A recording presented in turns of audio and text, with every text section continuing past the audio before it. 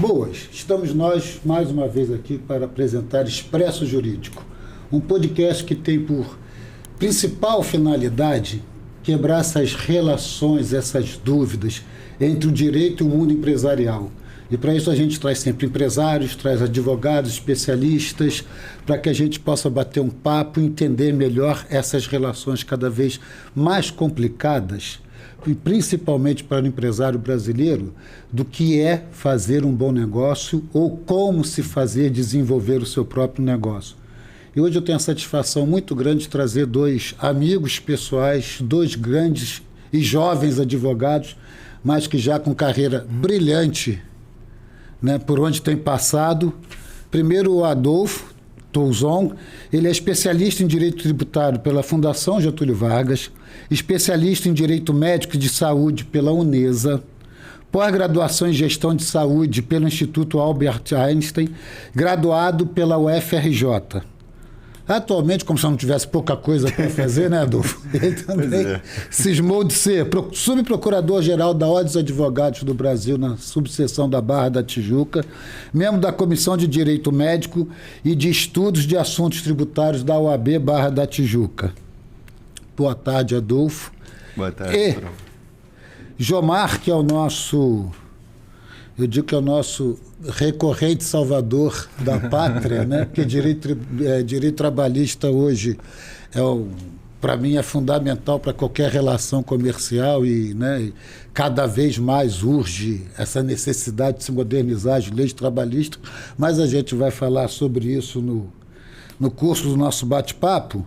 O Jomar fez graduação em Direito pela Unesa, pós-graduação em Direito Processo do Trabalho pela Unicidade, pós-graduação em Direito Processual Civil pela Cândido Mendes, autor de vários artigos especializados na área jurídica e atualmente também ainda se meteu para ser membro da Comissão de Direito Médico da Ordem dos Advogados da Seção Barra da Tijuca. Isso aí. Boa tarde aos dois. Boa tarde. Obrigado por aceitar o convite. É uma honra. Eu acho que a gente pode começar... eu acho que as duas áreas hoje são fundamentais para o sucesso de qualquer empresa e não importa o tamanho dela, né? Desde a microempresa, da pequena empresa, até os grandes conglomerados. Sim. E no Brasil a gente está... A sensação que eu tenho, apesar de não ser da área, é que a gente está num momento assim muito efervescente, né? A reforma tributária, se fala muito na reforma trabalhista, nas novas regras. Como é que vocês veem isso? Vamos lá, começa aí, Adolfo. Bom, primeiramente, boa tarde a todos. Eu acredito que assim, o momento é efetivamente de ebulição, é um momento de proposta de mudança. Efetivamente, o que vai advir, o que vai surgir dessas mudanças que estão sendo propostas, acaba sendo ainda uma incógnita porque a reforma tributária, apesar de muito tempo discutida, ela teve o seu texto final elaborado de maneira muito rápida e, a meu ver, ao meu entender, pouco discutida entre os atores civis que poderiam contribuir bastante na elaboração e na discussão desse texto final.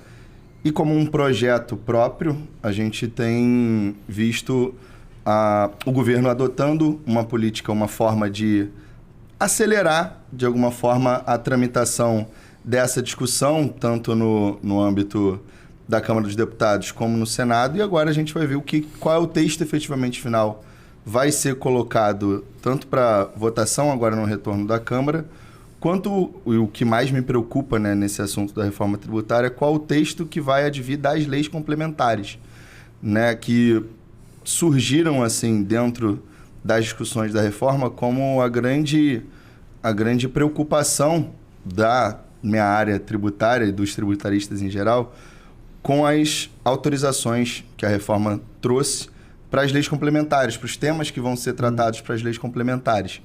Então, a gente precisa saber não só o que vai ser colocado como base para essa reforma tributária, do que ela vai ser alterada, os regimes especiais que vão ser criados, enfim, mas também o que a lei complementar vai destrinchar dessa reforma e das alterações que estão sendo propostas. Sem querer dar uma de pitonizo ou te exigir esse poder especial, mas focado na sua grande experiência, esse texto que está para ser aprovado na Câmara, que me parece que já em fase bem adiantada para sua aprovação, ele altera muita coisa dentro do regime tributário?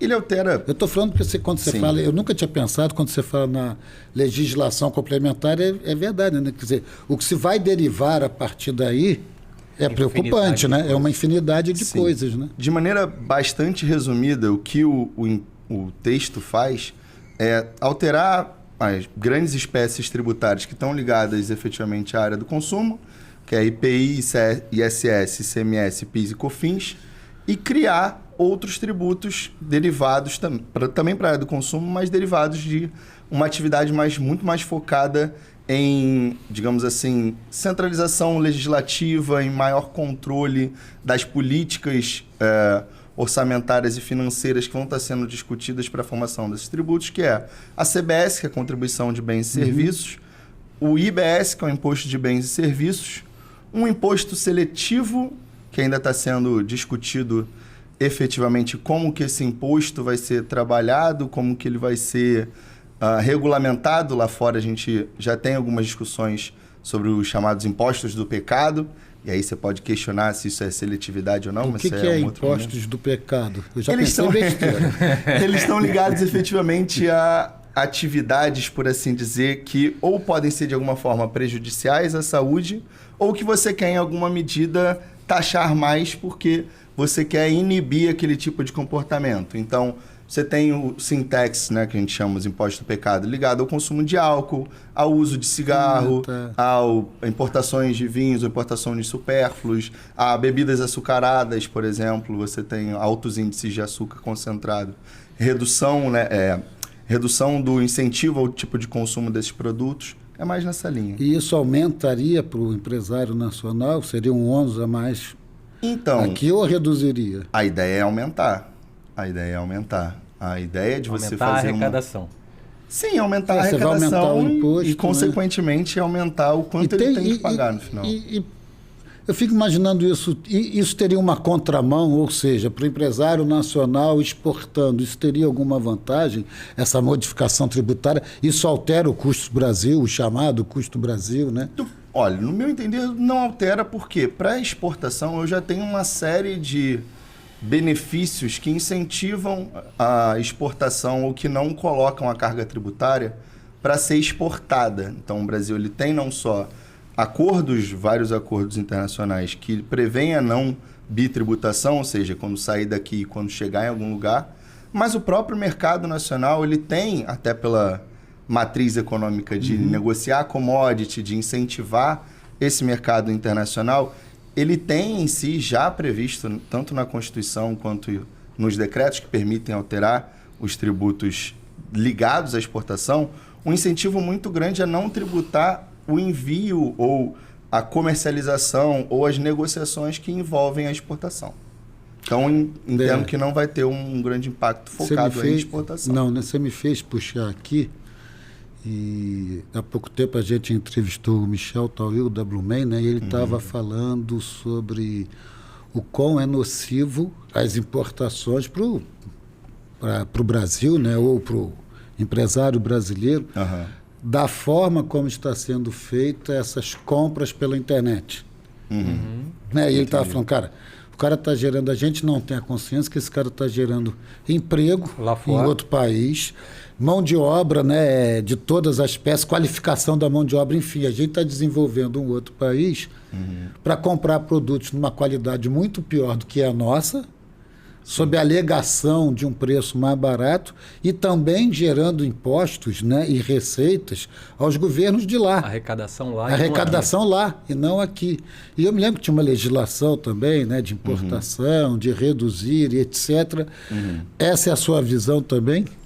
Então, para além da discussão que eu acho que é válida do ponto de vista trabalhista quanto à precarização da mão de obra em vários desses lugares que são polos produtores desses produtos que vêm para o Brasil importados via Shopee, via as outras empresas que fazem e estimulam esse tipo de negócio eletrônico, eu acho que existe sim uma forma de você lidar com o comércio internacional sem ser excessivamente protetivista, ou seja, não querendo fechar o mercado interno brasileiro para esse tipo de negociação, porque é relevante. mas, de alguma forma, você tentar incentivar o produtor nacional para que ele tenha um fôlego maior para a sua produção. Ou uma maior taxação dos produtos importados via... Pode ser via tributação, pode ser via tributação, pode ser via até de alguma forma criando incentivos que nem você tem zonas francas específicas para produção eletrônica, para montagem de veículos, você tem as áreas de investimento da Sudene, da Sudan, que é a Superintendência de Desenvolvimento do Nordeste e a Superintendência de Desenvolvimento da Amazônia. Mas, para além disso, eu acho que a preocupação do Brasil, a nível de tributação global, ele precisa se inserir numa lógica global onde não faz sentido você tentar controlar a participação brasileira no mercado internacional via tributação do ponto de vista protetivista, se fechando completamente. O Brasil ele ocupa hoje um cenário de relevância muito grande na área de commodities. Ele é uma economia que cresceu muito em virtude disso e que tenta, de alguma medida, mudar um pouco essa visão de ser um mero exportador de commodities para ter uma relevância maior na sua produção. Só que para isso ele precisa incentivar a produção nacional. Eu acho que a reforma tributária, de alguma medida, e aí voltando ao assunto que a gente estava comentando, ela tem essa perspectiva de incentivar o setor, principalmente industrial. Porque, ao fim e ao cabo, ela acabou tirando o que era o IPI, um imposto que era muito focado na produção industrial, e dividiu o que era essa arrecadação do IPI entre os outros tributos, principalmente o IBS e a CBS.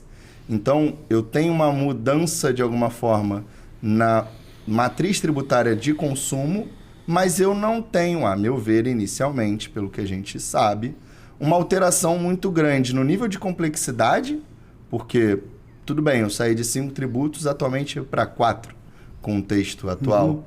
Mudei tanto assim a complexidade?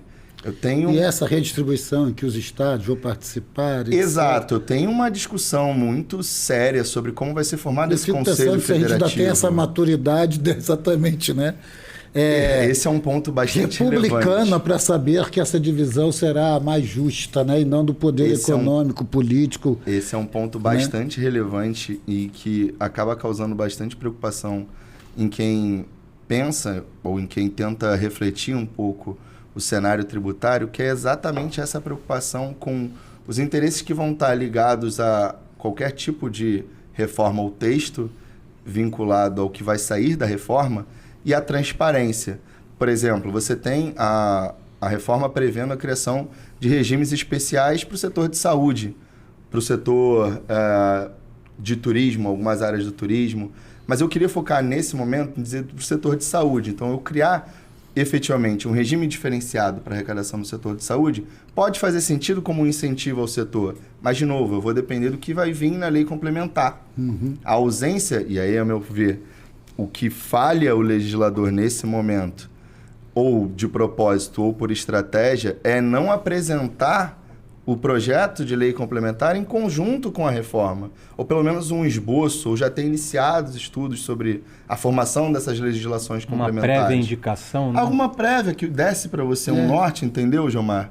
De para onde está caminhando essa ideia de reforma, como que ele pretende operacionalizar. Do jeito que está muito amplo. Do jeito que está muito amplo e autorizando muito, tem autorizações muito abertas ao que vai ser feito na lei complementar.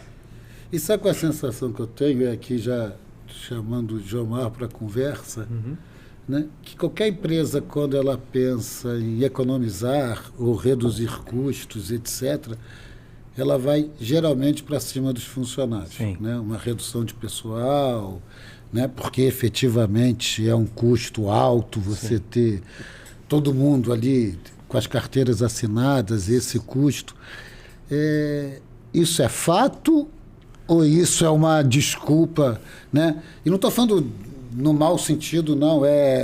O empresário não consegue achar outra saída, né? E sacrifica isso. Ou não. A nossa legislação tem que ser moderna. Eu não sei, porque eu acho que, e o Adolfo também já deu quando a gente estava falando, né, de internet, e que você está privilegiando a mão de obra estrangeira e qualificação. isso também é uma grande preocupação, ou seja, a sensação que eu tenho às vezes é que a gente não consegue botar essa roda para girar. Sim. Né? Tem vários empecilhos nisso aí e sobra para o trabalhador. Sim. Né? Acaba sobrando. O que acontece? É o tal do custo Brasil, né? O custo Brasil, de fato, é muito alto.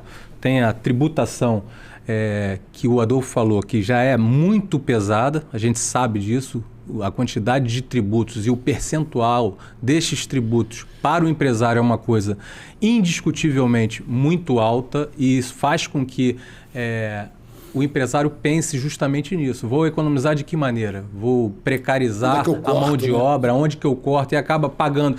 Quando eu falo custo Brasil, fala-se muito em mão de obra barata no Brasil, né? O Brasil, de fato, indiscutivelmente tem mão de obra muito barata se a gente fizer uma comparação mundial. É claro que não dá para comparar com os asiáticos e os africanos, mas também em comparação a eles a gente tem uma... Porque aquilo também é exploração barata. Sim, de último nível. Né?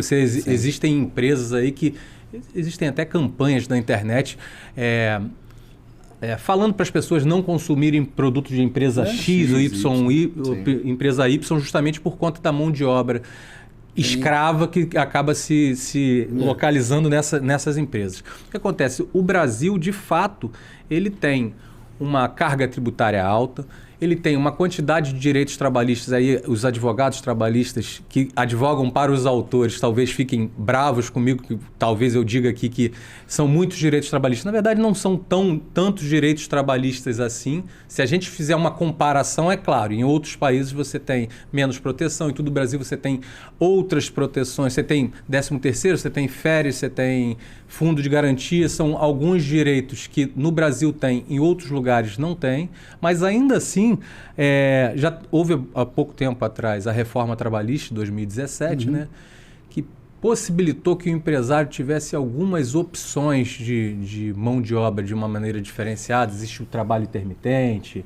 existem outras formas de contratação para algumas categorias, outras categorias de fato você só pode pensar em CLT mesmo, em carteira anotada, CTPS anotada direitinho.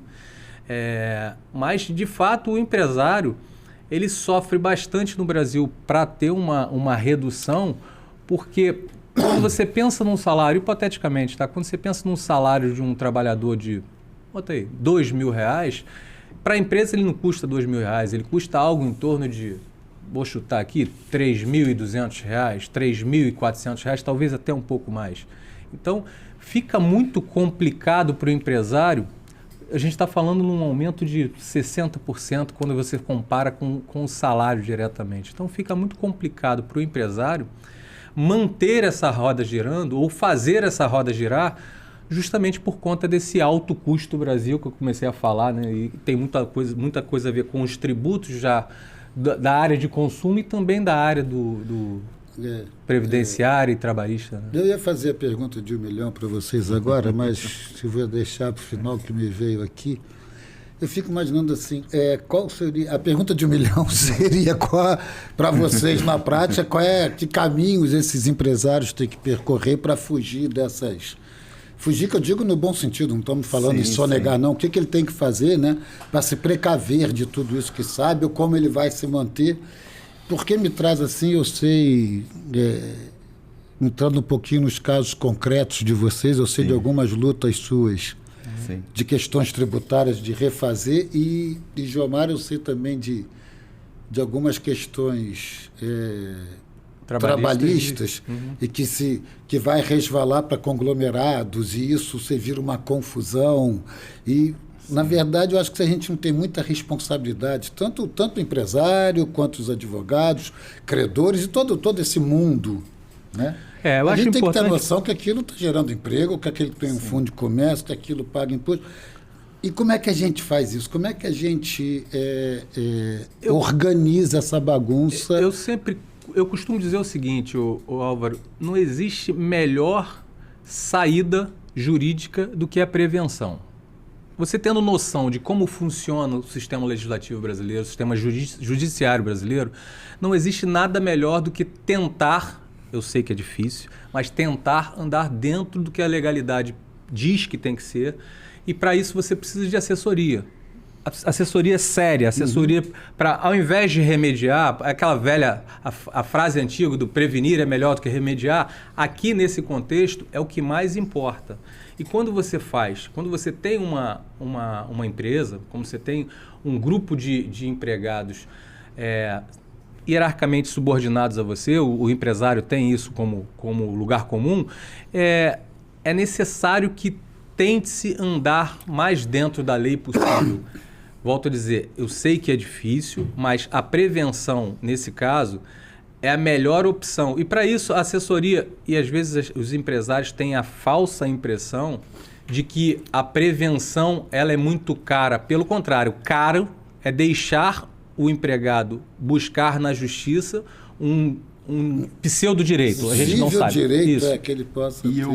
E pegando esse teu gancho, Jomar, eu acho que para além de muito caro, infelizmente, o que a gente tem hoje, principalmente no cenário tributário, é que além de caro é incerto. Sim.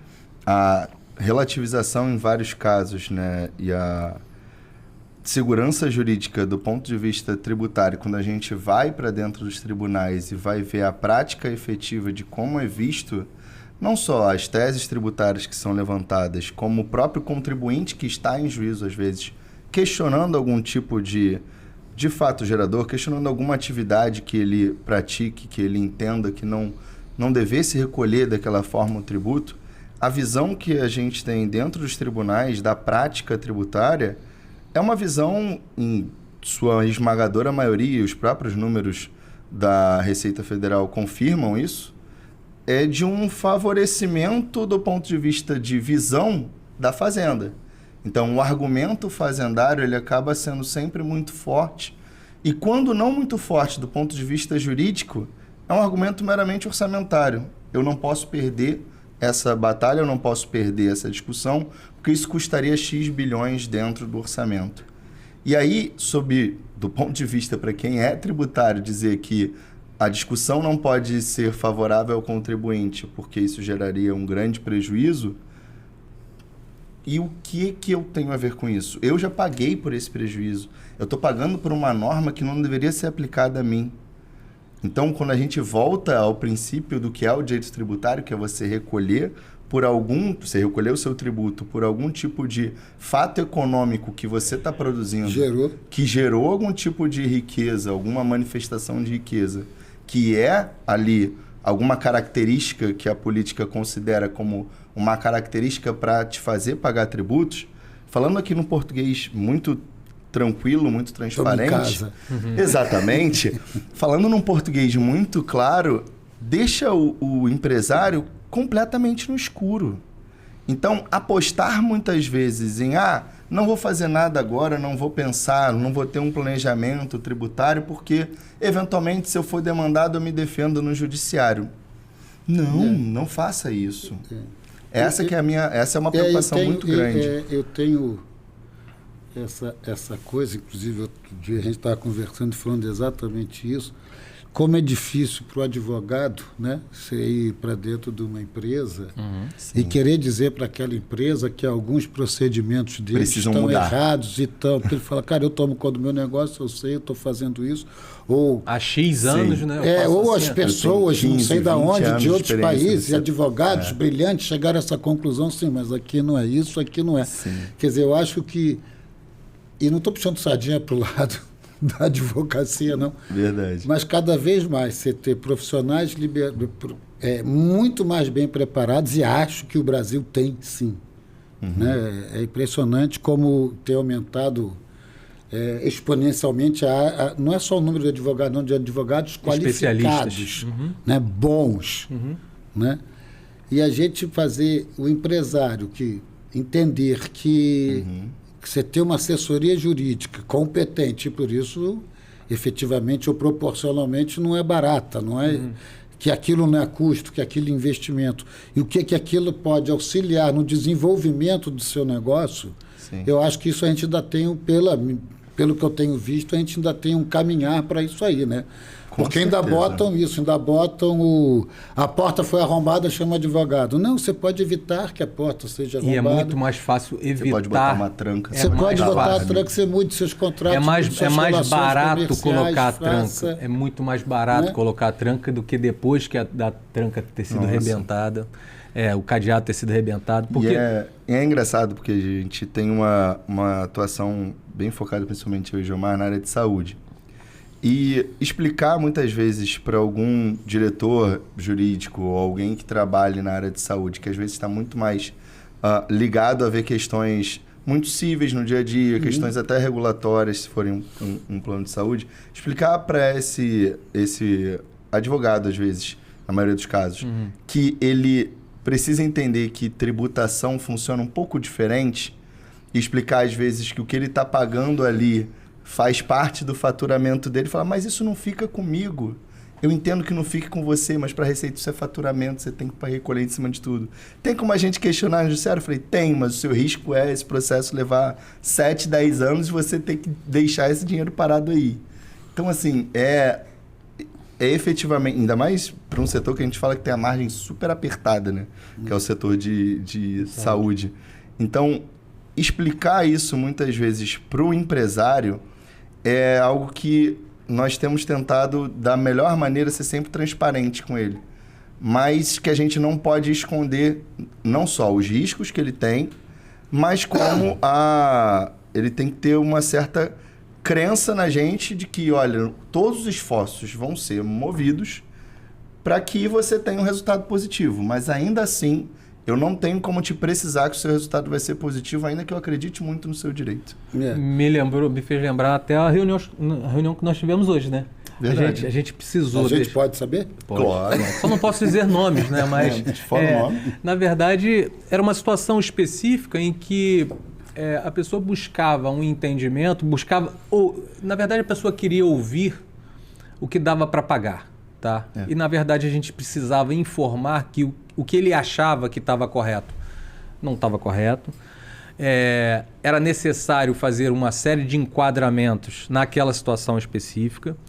E a assessoria preventiva serve justamente para isso, para você evitar que uma situação fática seja levada para o judiciário, porque uma vez levado para o judiciário, a gente sabe que quem decide, e aí eu trago um pouquinho para a Justiça do Trabalho, o empresariado sofre muito com isso, porque se de um lado você tem a Receita, que tem um privilégio em relação aos entendimentos dos tributos, né? Normalmente a balança tende a ir até por uma questão de princípios. Na Justiça do Trabalho, por uma questão de princípios, existe lá o indúbio, não tem no direito penal indúbio pro réu?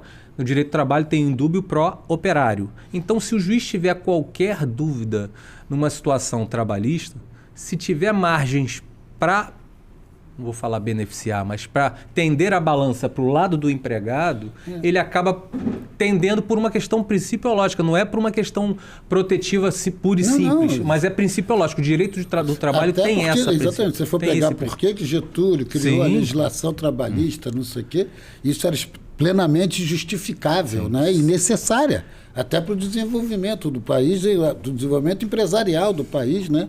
Eu digo que eu sou trabalhista até hoje, né?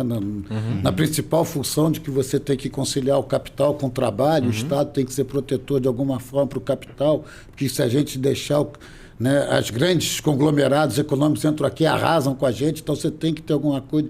Não é o protecionismo de reserva de mercado, isso não, mas como é que você faz isso competitivo e também do trabalho.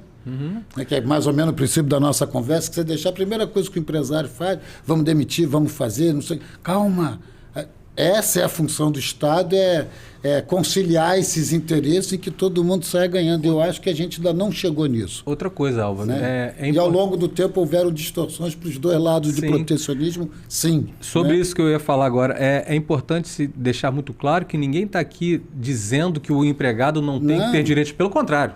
Pelo contrário. É fazer valer os direitos existentes de uma maneira transparente, de uma maneira sustentável. E o empresário, volto a dizer, às vezes peca um pouco, porque o que você falou ainda agora é sobre achar que é um gasto e, na verdade, é um investimento. Quando você tem alguém próximo a você, que possa dar uma assessoria jurídica especializada, você acaba gastando menos do que se você não fizer. Porque se você não fizer, vai acabar esse problema fático desaguando na justiça. E levando para a justiça, normalmente, e aí até por colegas que pedem mais do que deveria, a gente sabe que existem vários tipos de profissionais, e às vezes o sujeito teria direito a receber uma situação, um valor X, e vai para a justiça do trabalho, isso pode ser potencializado, porque existem situações, o juiz não é um eterno Big Brother que o juiz pega e olha tudo o tempo todo. Então, quando você leva para o processo algumas situações, o empresário que achou que estaria economizando por não ter pago aquele valor lá atrás, acaba pagando muito mais num processo judicial, porque quando vai para a justiça tudo potencializa. Né? Isso teria a ver aqui, me lembrei aqui das ações dos enfermeiros. Na verdade, essa situação específica dos enfermeiros foi que assim, a gente advoga para um grupo, um plano de saúde, em que esse plano de saúde tem alguns estabelecimentos e por conta da Covid, o sindicato dos enfermeiros acabou entrando com algumas ações, fazendo um pedido de insalubridade em grau máximo para todos os enfermeiros. E aí existe toda uma discussão, porque os enfermeiros foram os grandes heróis da Covid, a gente sabe, o pessoal da área médica, eu falei os enfermeiros, mas de uma maneira mais ampla, o povo da saúde, né? O grupo da saúde, tanto médico, enfermeiro, técnico de enfermagem e auxiliar de enfermagem, que são pessoas que estão lá na linha de frente, né? Essas pessoas tiveram de fato um papel muito importante, mas se a gente for ser técnico, nessa situação específica, nem todos os profissionais, pelo simples fato de serem enfermeiros, estiveram na linha de frente. Existiram profissionais desta área que continuaram trabalhando na parte administrativa e não tiveram acesso a esse tipo de enfrentamento. Aí vem aquelas distorções que a gente fala, cara, não faz, né? Porque você só está...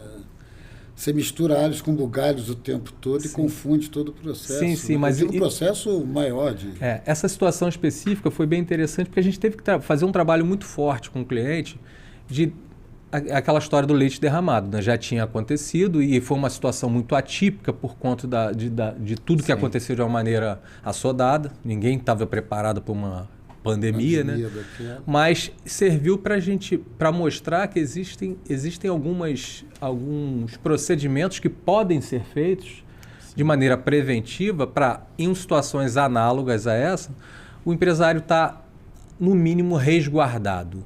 Eu não posso garantir que ele não terá problemas futuros, mas eu posso minimizar os riscos dele com alguns procedimentos que, parece que eu estou sendo insistente, mas de fato a assessoria ela é importante para nortear, para mostrar para o empresário que existem caminhos que podem ser tomados antes do problema existir para que, quando acontecer a situação judicial, no caso, se acontecer, primeiro é evitar que aconteça, mas ainda que ela aconteça, que o problema seja minimizado, que ele já tomou as providências necessárias para o risco dele estar diminuído. É por aí. Sim, e pensando também nessa mesma linha, esse cliente chegou uma vez com um questionamento para a gente sobre eventuais multas que ele pagava que não tinham natureza tributária. Se ele poderia, de alguma forma, abater aquilo, né, do que ele teria que recolher num tributo específico. E aí eu falei para ele, olha, eu vou fazer um estudo para você. A gente fez um estudo todo certinho. Eu falei, tem material para a gente discutir. Eu tenho decisões favoráveis à sua ideia de que a gente tem que descontar isso do seu faturamento para diminuir o quanto no final você tem que recolher, mas é uma bola dividida. É uma bola dividida? Eu falei, e é uma bola dividida de 15 milhões de reais, de 18 milhões de reais. É uma bola pesada. É uma bola pesada. Bola de ferro, né? É uma bola pesada. Eu acho que tem fundamento para sua briga, mas a gente vai assumir isso? Eu acho que a gente tem um bom ponto aqui para fazer tanta discussão em esfera administrativa, fazer discussão em esfera judicial. Você quer? Estou com você. Tenho que ver. Eu falei, então tudo bem, veja, analise. Mas, assim, entenda que quando a gente fala sobre matéria tributária e fala sobre questionamento judicial, O cliente precisa entender que o fundamento jurídico nem sempre é o fundamento final que vai dar a palavra no julgamento. E esse eu acho que é a principal crítica que eu teria hoje em dia, se a gente pensa em mudar a forma como a gente vê o sistema tributário. Eu já tenho visto hoje em dia medidas buscando entender que esse empresário não é um vilão, ele não é inimigo da arrecadação, ele não é inimigo da fazenda, eles não são inimigos. Você, fazenda, depende que a minha atividade produtiva esteja bem para que eu possa recolher tributo, para que você tenha a sua arrecadação. Porque se eu não tiver a minha atividade, eu não vou arrecadar. E aí é menos arrecadação para você, é menos gente empregada, é menos economia andando. Então, as iniciativas que visam essas transações, que visam as pactuações sobre eventuais créditos tributários para frente, criando condições, créditos tributários para trás, criando condições para frente de incentivar essa atividade produtiva, de incentivar a empregabilidade, de incentivar que essa empresa ou que essa sociedade não quebre, que ela se mantenha ativa, vão no caminho que eu acredito ser o melhor caminho do ponto de vista tributário, que é tentar entender o particular que está ali praticando aquela atividade não como um inimigo, como nós contra eles, o que eu ainda vejo bastante, infelizmente, mas sim como alguém que precisa, de orientação, 2, precisa de vontade de resolver das duas partes, de ambos os lados, e 3, compreensão que não só o seu crédito não é absoluto, porque você não tem certeza se vai recebê-lo no final, mesmo tendo um procedimento específico para ele, a execução fiscal é muito pouco efetiva, estão aí os números do CNJ para comprovar, como também você pode ter outras formas de obter esse crédito trabalhando em parceria comigo. Me deixa ser produtivo, me deixa fazer funcionar a minha atividade de maneira regular, fazendo os recolhimentos todos direitinho, me fiscalizando, porque eu acho que a fiscalização em cima da empresa correta é o que minimiza a atividade da empresa incorreta, mas de alguma forma entendendo que passamos por ciclos, os ciclos econômicos, os ciclos produtivos, e a atividade do Estado, como você bem disse, não pode ser alheia ou cega a isso. Acho que esse é o meu grande ponto. Gostei, eu gosto desse menino. Sabia? Falou bem. Eu tenho uma grande honra em ser sócio dele. Aprendo todo dia. Que bom, né? E a ideia de só trazer aqui é para a gente também poder aprender, né? Que nada, que nada. É interessante o Adolfo ter falado sobre essas várias situações, mas ele falou ali numa discussão de 15 milhões e tudo. Aí parece uma coisa, às vezes, meio que inacessível, ou que a gente está falando só para empresas gigantescas. Não é isso. Não é isso. Na verdade, o que sustenta a economia do Brasil, todo mundo sabe que são as pequenas e médias empresas. Se não forem só as pequenas, não sei exatamente qual é. E, obviamente, as mais vulneráveis, né? Sim. E as que têm menos assessoria, porque elas se acham incompetentes de... Sim, volta para a história, acha que é custo e não investimento. Sim, e como o Adolfo falou, nesse caso específico, era o valor de fato vultuoso. Mas é um exemplo específico de uma grande empresa, mas isso não exclui as empresas menores ou muito menores desse bate-papo que a gente está tendo aqui, porque a importância da prevenção, tanto tributária, quanto civil, quanto trabalhista, ela alcança todas as empresas. Faz parte das relações cotidianas de qualquer pessoa. Sim, a gente tem situações aqui que a gente discute quando é grupo econômico, quando não é grupo econômico, a gente tem situações que o Álvaro conhece muito bem. Mas que você os defende. Porque não é um grupo econômico, mas não vou entrar no mérito, porque isso não está em discussão e eu não posso dizer nomes. Então, mas de fato existem discussões que, se a gente for olhar só para esse lado gigantesco dos tributos milionários, a gente acha que os grandes problemas estão aí, mas na verdade, quando a gente fala em prevenção, a gente fala muito mais para essas empresas, quer dizer, também para essas empresas. Eu acho que eu vou te dar um exemplo que aconteceu num outro caso nosso, de um mercadinho, mercadinho mesmo, pequenininho, mercadinho de bairro.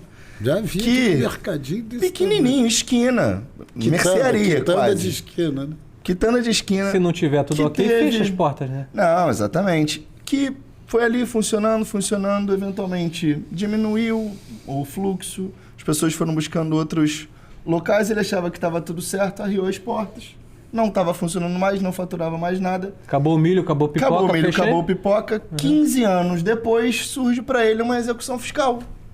Oi, então, o senhor está devendo 80 mil reais. Estou devendo quanto? 80 mil reais de uma execução fiscal. Ele falou, querida, eu não faturo nada desde 96. Como que eu posso estar devendo uma execução fiscal de 80 mil reais? Ah, sua empresa não tem para pagar? Não, então eu vou no senhor. Em mim? Mas o que... E assim, a pessoa não tem mais aquela documentação, ela não tem mais aquela... Nem como mostrar, comprovar, se defender de um valor desse montante e depois de tanto tempo. Então foi um caso que a gente conseguiu até encerrar por prescrição, que tinha acontecido já, a prescrição no caso dele, que foi um alívio para ele, um senhorzinho já, que tinha uma mercearia, falou, gente, mas... E assim, você vê como que isso atinge todos os tipos de atores, desde o maior até o pequeno. Eu ia caminhar aqui para o nosso encerramento, né? Okay. Não, a gente tem tempo, nem o tempo não urge, aqui é o bate-papo, estamos em casa. Mas eu ia falar exatamente isso, essa exemplificação do que você dá, que eu acho que é a grande coisa da gente criar esse podcast, ou tentar fazer essas trocas, esse bate-papo, é mostrar exatamente isso. Esse exemplo, para mim, é fantástico do que eu imagino aqui para o podcast. É para o cara que está ouvindo a gente, o pequeno empresário, o médio empresário, falou, meu querido, isso não parece um problema, ou preste atenção, ou fique atento. Olha, o cara lá do mercadinho, o Adolfo, está mostrando que ele arrumou um problema para a vida dele. Se você acha que pagar o boleto da empresa na sua conta pessoal não é um problema... Não é problema, que isso não é fraude. Né? Exatamente. Eu pego o dinheiro da empresa e vou fazer compras pessoais com com cartão da empresa. Estou pagando a escola do meu filho, estou pagando ali também o funcionário. Que é o mesmo dinheiro, o dinheiro eu sou o mesmo dono, você tem que sair da física para entrar na jurídica, sair da jurídica para na física, tem. Né? E às vezes é uma jogada contábil. É só contábil. Número. E às vezes a gente não está falando em pessoas com a intenção de fraudar, não é isso. São pessoas que se confundem na hora de administrar e às vezes aquilo que eu sempre falo, o insistente, o chato, falando sobre a prevenção é justamente isso. Quando você tem uma orientação correta, você evita que esse tipo de coisa aconteça. Você agora me fez lembrar aqui, desculpa, que é o mercadinho, mas com uma pessoa da família, que tinha uma empresa, dele, dono da empresa, quase que eu falei o nome, que eu consegui segurar... E tem que botar um pi na edição. Ia arrumar um problema em família. Ia arrumar um problema em casa. Que ele fazia as despesas dele, pessoais, de qualquer natureza, com os cartões da empresa, com o cheque da empresa. Eu falei, isso vai dar confusão. É tudo meu, mas não era tudo meu na arrogância, não, era na ignorância. Eu falei, não é. Fecha as empresas, não sei que anos depois, tem execução da Receita, tem execução... De um monte de lugar. PJ e pessoa física, porque ele não conseguia comprovar rendimentos na física para gastar o padrão de vida que ele tinha. E na PJ, eram despesas que não tinham nenhum vínculo com a atividade dele, que também não se justificavam. Arrumou uma confusão na vida dele. É igual aquele primo que você bota para trabalhar ali junto com você dentro do escritório, que você acha que nunca vai dar problema nenhum. É só meu primo. Fica 10 anos ali, quando sai ele arruma um problema com família, mas ele te processa. Mas é verdade. Isso que você falou é importante porque as pessoas acham, acabei com a empresa, acabei com o meu problema. Acabou com a empresa, ele para de trabalhar. A empresa continua funcionando. Ele faleceu com a pessoa jurídica, mas a pessoa física também responde. Aí existem procedimentos judiciais chamados IDPJ, que vai até a pessoa do sócio e busca bem e redireciona a execução. Eu então, concordo, esse pequeno e médio que não tem noção do que ele está fazendo, porque ele está ali, coitado, num desespero para sobreviver, para pagar conta, para resolver os problemas, que ele vai embolando aquela porcaria toda. Sim. E assim, essa importância que a gente também já ouviu de alguns clientes quando recebia o boleto do contador, mas eu olhava o boleto assim e falava o boleto, mas doutor, esse boleto é muito caro. Não é caro, não. Esse boleto é muito caro. E você diz assim, mas pelo amor de Deus, esse boleto é o que você precisa pagar e é um boleto só. Você ainda está dentro de um regime que é favorecido. Paga esse boleto. mas aí não vai sobrar nada para mim. Tu foi, vai, daqui a pouco sobra. O início pode ser conturbado, mas daqui a pouco sobra. Então, assim, entender, e acho que a função, como a gente estava falando, do Estado, do governo, é entender que muitas dessas vezes quem está nessa atividade de pequeno, de médio, a pessoa quer uma melhor condição de vida para ela quer melhorar de vida. E ela não só às vezes não tem orientação, às vezes não encontra no respaldo para ter uma orientação, não acha que exista para ela um produto. Construir aquilo que ele acha que ele domina. Que ele domina não, tudo. Né? E entender que, beleza, ela pode ter deslizado, pode ter cometido ali algum tipo de infração, de medida não legal, mas entender que você precisa considerar de maneiras diferentes os diferentes. Não pode tratar, eu não posso tratar essa pessoa da mesma forma que eu trato um devedor, quanto mais que toda hora pratica algum tipo de quase que planejamento de fraude fiscal. Que está dentro do planejamento da empresa. Não planejar ou não pagar. Não pagar, e depois eu jogo só lá para frente, lá na frente. A gente sabe que existem pessoas que fazem isso. Eu preciso entender que eu tenho que ter tratamentos diferentes para essas. E quando explode, não entende porque explodiu, né? Cara, eu estava vindo. Eu faço isso há anos. Falei assim, chegou o dia. Isso, chegou uma hora. Não tem como. Aí eu diria, aí sim fica caro. Quando você deixa nesse momento, porque eu, apesar de militar quase que exclusivamente na área trabalhista, como eu tenho sócios que trabalham na área tributária, eu ouço muita gente trabalha no mesmo ambiente, então eu ouço as coisas exorbitantes em relação a percentual de juros que é cobrado em cima de dívida tributária, que chega um momento que vira impagável, tá? Então, fazer da maneira correta, fazer da maneira programada, é muito menos salgado do que se você deixar a bola de neve crescer. Não tenho a menor dúvida. E eu, para a gente encerrar aqui, não sei se a gente tem mais alguma coisa. Teríamos 300 horas para falar disso. Mas não dá. Eu espero recebê-los novamente. Bora, só convidar. Será sempre um prazer, só chamar que nós aparecemos. Não querendo parafrasear Chico Buarque, né? Mas digo bom conselho, eu lhe dou de graça. Que conselho de graça vocês acham? O que seria assim um mote para o empresário hoje em dia, tanto na tributária quanto na trabalhista? O que é hoje mais latente que eles têm que estar atentos, porque são coisas do cotidiano, do dia a dia que... Vamos lá, vou começar porque ele fala mais bonito que eu, é bom terminar com quem fala mais bonito. Né? Ele é mais bonito e fala mais bonito, então fica melhor. Há controvérsias, não há o certo e errado, né? Vamos deixar para lá. Minha mãe me acha bonito até hoje. Eu acho os carecas muito mais bonitos que os cabeludos. Então deixa eu falar. Embora eu já tenha falado algumas vezes, é necessário que o empresário entenda que estar dentro das normas trabalhistas é a melhor situação que ele tem. Hoje em dia, depois da reforma trabalhista, de 2017 para cá, existem algumas situações que podem ser discutidas diretamente com o empregado sem a intervenção do sindicato. Aí eu já tenho que pedir desculpas, não estou aqui tentando esvaziar sindicato, não é isso. Mas existem, de fato, pequenas empresas de tamanho um pouco maior. Muito maior, um ensinamento muito maior para o empresário. Sim. Existe, agora, depois da reforma trabalhista, existe o entendimento até do TST, tá? Existe um artigo específico na CLT que diz que o acordado pode valer mais do que o legislado. Em algumas situações, você consegue conversar com o seu colaborador, com o empregado, tecnicamente falando ele é empregado mesmo, eu sei que esse termo tem gente que não gosta de usar, mas tecnicamente é empregador e empregado.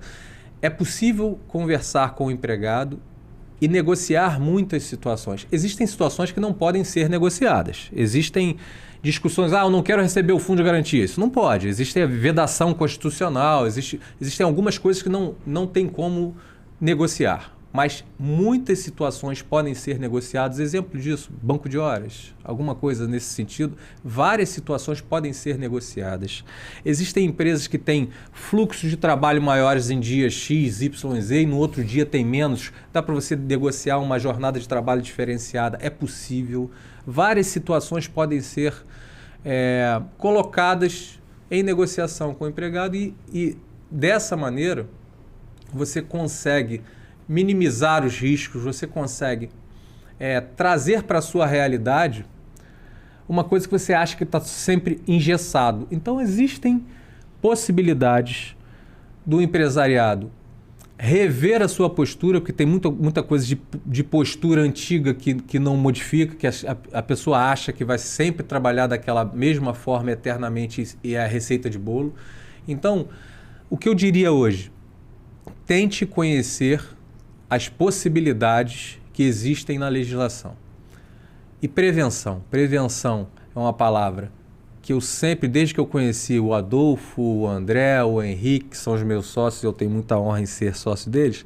O André sempre brinca comigo que toda vez que ele lembra de mim em alguma situação específica, ele lembra de eu falando de prevenção. Mas isso não está fora de moda, pelo contrário. A prevenção na área trabalhista é a melhor opção que o empresário tem para evitar que problemas judiciais aconteçam. Sim. Vai, fala você agora que você fala mais bonito. Não. Se eu tivesse que dar hoje em dia um conselho para o empresariado, eu destrincharia ele em pequenos mini conselhos. Assim. Inicialmente eu diria, documente todas as suas relações. Então entenda que quanto menos coisa você tiver de boca, menos você tem chance de estar exposto lá na frente a algo que você não lembra como você acordou. A má interpretação. A má interpretação. Então, documente tudo. Entenda que o seu contador e o seu advogado têm funções diferentes, ambas fundamentais, e que eles precisam caminhar juntos para que você esteja melhor amparado. Então, eles se pautam por princípios diferentes, eles praticam atividades diferentes, um depende do outro, mas eles não se confundem. Não dá para eu substituir o que o contador faz, o contador não tem como substituir o que o advogado faz. Então, entenda que você precisa desses dois... Não tente economizar aí. Não tente economizar aí. Entenda que eles vão te ajudar, sim, de maneiras distintas e complementares. Entenda também que, por menor que seja a sua margem de lucro no início, é muito melhor ter uma margem de lucro menor no início e uma segurança de que você não vai ter que pagar 300%, 400% às vezes do que você gerou de economia lá atrás, do que você assumir o risco de distribuir ou de assumir um custo que você não tem como arcar efetivamente com dinheiro de mentira. Só existe um dinheiro de verdade, aquele que está no seu bolso. O resto é dinheiro que você está trabalhando, é dinheiro que você quer que vire dinheiro de verdade. Então, enquanto ele não virou dinheiro de verdade, entenda, a obrigação que você tem que pagar é de verdade. Não adianta você dizer, não vou pagar que não me fiscalizam. Fiscalizam.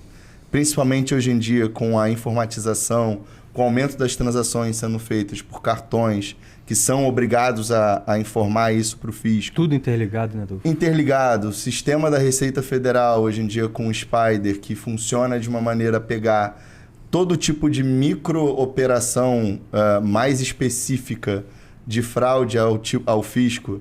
O COAF muito ativo nas operações financeiras questionáveis. Então, assim, não é questão de se, é questão de quando. E você não quer assumir o risco do quando. Acho que essas são as principais dicas que eu diria para o empresário. Eu pensei aqui numa outra também, em cima dessas pequenas dicas que você deu. Sinta-se em casa, faz de conta que o podcast é seu, tá, Álvaro? Não, mas eu fiquei imaginando, sabe o quê? Lembre-se que o dinheiro em caixa não é lucro. Ele só vai ser lucro, né? Receita não é lucro. Ele só vai ser lucro depois que você provisionar todas as suas despesas e executar, pagar tudo. Aí o que sobrou passa... Até porque o cara vai vendo, ainda mais o médio empresário, ele vai vendo dinheiro, ele gasta, ele faz uma confusão. Aí depois aquilo dá confusão. Eu vou dar dono de posto de gasolina. O cara vivia cheio de um bolão de dinheiro assim, mas a quantidade de dinheiro daquele que não era dele... Esse mês recebi não sei quanto, você não pagou nada, você não recebeu nada. E assim, a última coisa que me veio agora à mente é entenda, o bolso da empresa não é o seu bolso. Exatamente. São bolsos diferentes. São pessoas diferentes. São pessoas diferentes, elas não são o mesmo bolso. Não é a mesma são coisa. Bolsos diferentes. Né? Mas que bom, queria muito agradecer a vocês, roubar esse tempo de vocês. Eu agradeço o convite. Quer dizer, na verdade, o que vocês estão vendo aqui, eu tenho eles como pessoas de minha total confiança, de que toda hora me socorro deles para resolver os problemas, inclusive lá do escritório, não só pelo gabarito deles, mas pela amizade, pela confiança e, na verdade, trazer um pouquinho desse, como se a gente estivesse numa tarde do escritório conversando, para ilustrar como é gostoso você estar no meio de profissionais competentes que sabem do que estão lidando e sabem como solucionar, e que a gente pode estar num ambiente alegre, descontraído, feliz, com a segurança de estar sabendo o caminho a percorrer. E é isso que a gente tenta transmitir nesse podcast. Né? Exatamente vamos conversar, né? Todo mundo, e como eu fiz na abertura, a gente traz advogados, traz políticos, traz empresários, traz etc., para que cada um coloque sua visão, a sua coisa, porque efetivamente essas relações hoje são muito pesadas, né?